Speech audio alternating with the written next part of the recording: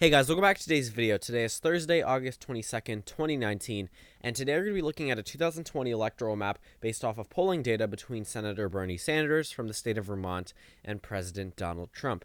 So I just made a video about this between Senator Elizabeth Warren and President Trump, and it ended up with an Elizabeth Warren victory, a very narrow one, and I decided that I'm going to do all top 5 candidates with pretty much polling data between Trump and them in statewide races.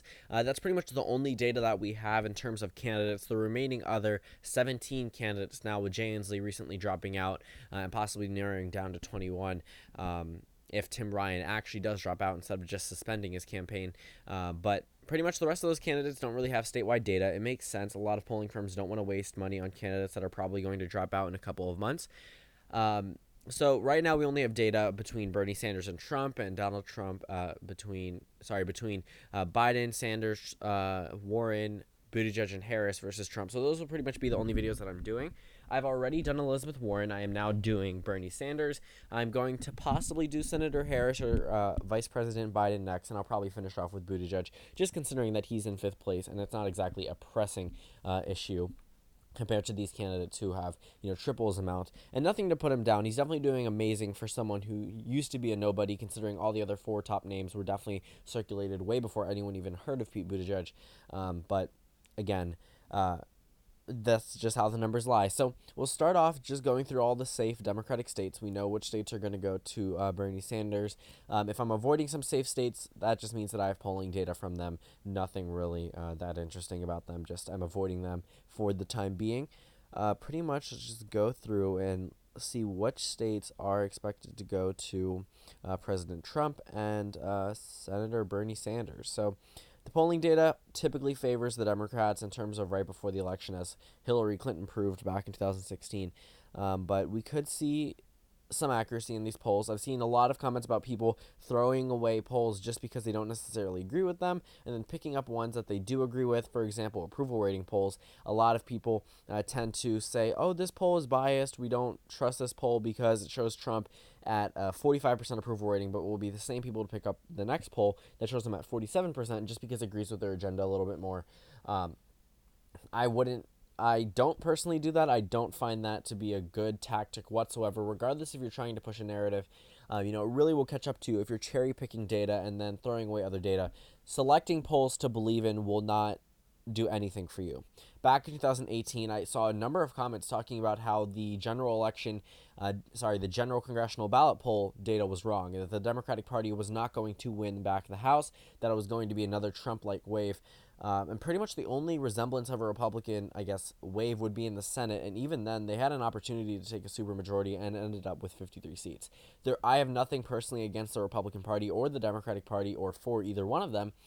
This channel has definitely made me a lot more neutral than when I started out 2 years ago.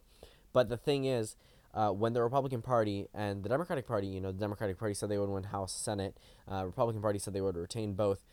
There was a lot of hypocrisy in terms of cherry-picking data, but generally the data back in 2018 favored the Democratic Party.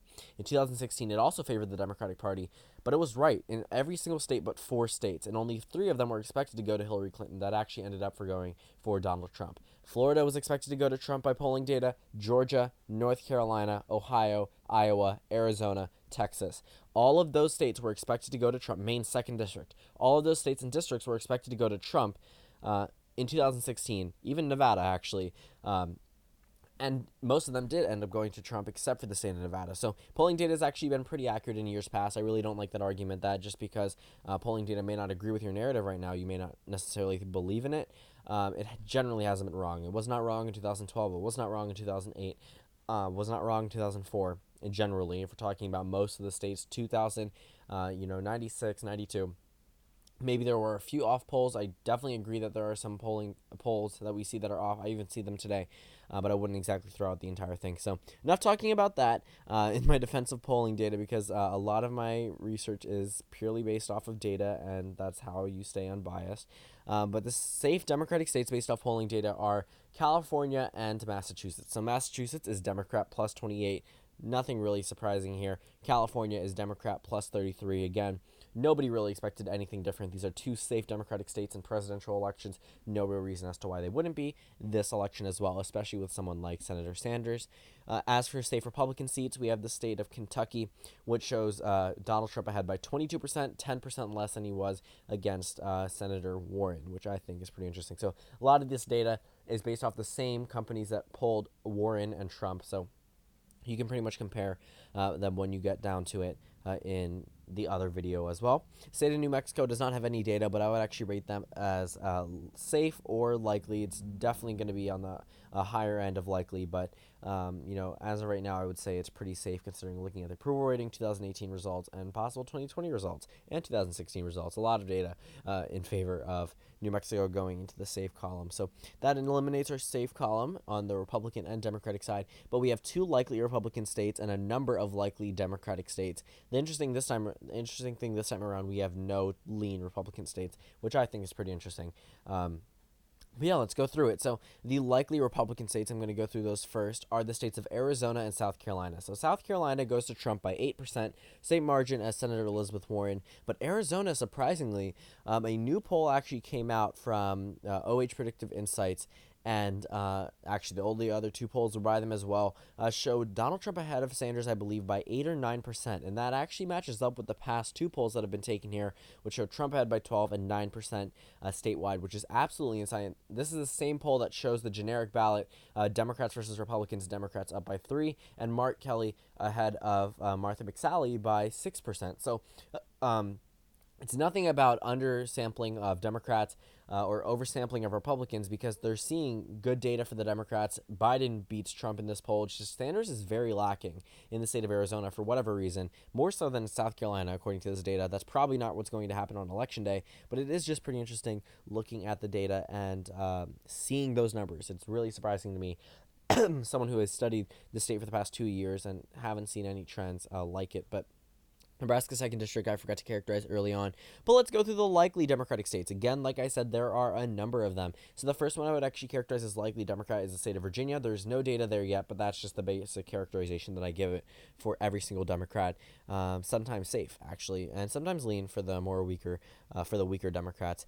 But based on this polling data, we have a number of likely Democratic seats that are that are not too surprising. The state that is least likely in terms of in terms of rating the likely states, is the state of Maine, which goes to the Democrats by a likely margin of 6%. I would still give Trump Maine's 2nd District for right now. I'm seeing a really strong hold for him there. And a Democrat plus 6 for someone like Bernie Sanders in Maine is also not a good sign in terms of congressional, the congressional map in terms of the electoral votes. But Democrat plus 6 going for Bernie Sanders there, 203 electoral votes for him there. Michigan and Pennsylvania both share the same common result of 8.5% statewide. I definitely do not see that as the actual result on Election Day, but again, things happen. Obama won by larger than that margin back in 2008, but Democrat plus 8 for Michigan and Pennsylvania, which is pretty interesting. But that puts Bernie Sanders right up at 239 electoral votes. The state of Minnesota has no data, surprisingly. I'm actually going to characterize that one as likely for the Democrats. But the state of New Hampshire shows the Democrats ahead by 10%. So that's on the upper end of likely. Definitely a lot better than what we saw with Senator Elizabeth Warren. But these Rust Belt states are definitely showing out really good news for Bernie Sanders. Again, this is early out polling data, but generally these numbers don't fluctuate too much. But that covers all of the likely Democratic states. That puts Trump at 138 and Bernie at 253. Now we can move on to the lean states. We have 3 lean states, and they actually are pretty large states if we're talking about numbers. So actually, no, I forgot one likely Democratic state. That is the state of Colorado. That one goes to the Democrats by 10%, and that puts Bernie Sanders even closer to a 2020 victory at 262 electoral votes. So that pretty much puts his map very, very good for Bernie Sanders. We've actually surpassed what Hillary Clinton got back in 2016 at 232 electoral votes.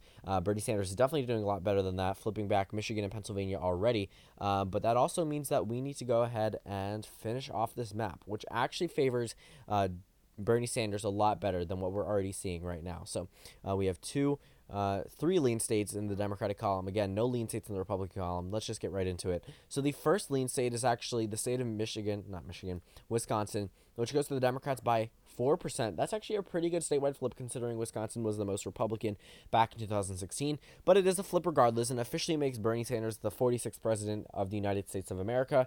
Wisconsin being in that state pushes him over 270 electoral votes, but we're not done there. We have another lean Democratic state by 4%, and that is the state of North Carolina. In fact, this one actually has a higher margin than Wisconsin for Bernie Sanders, which I think is pretty interesting, 4.4% compared to 4%.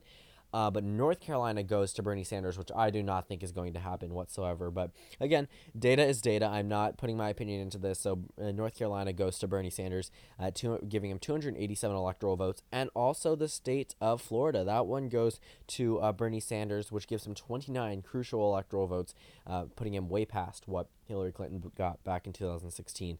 But the state of Georgia, I do not have data from here, but I would characterize this one as lean Republican just for right now, putting Trump at 154. But we have one tilt Republican state, and that is the state of Texas, showing Donald Trump ahead by a mere 0.5%. That is absolutely insane that it is that close. I, again, do not think it's going to be that close on Election Day, but it's just pretty interesting looking at that data this early out.